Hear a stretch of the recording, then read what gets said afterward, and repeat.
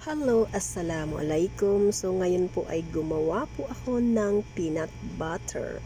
So ayan po ang ating ginawa.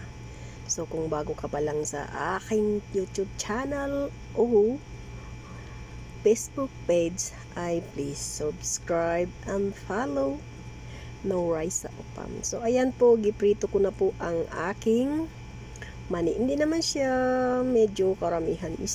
Hindi siya nag-1 kilo yan kasi 12 SR lang ang pagbili ko niyan. So ayan po, dahan-dahan ko lang siya giprito, mahina yung apoy niya.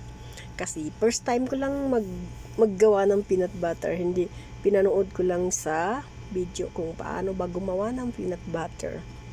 So, ayan mga ka-reels o mga ka-whitey. Hininaan ko lang yung apoy. At shout out nga pala sa lahat ng mga sumusuporta sa akin sa walang sawang pagbibigay ng tala. So, maraming salamat sa inyo at sana hindi kayo magsasawang suportahan ako. So, ayan siya guys, malapit na siya maluto kasi nagbo-brown na talaga siya. And then, mamaya-maya ay i-blender na natin. So, ayan, binblender ko na siya. Hindi ko na siya pinakita pero mali yata parang nadamihan ko siya ng asukal at saka mantika.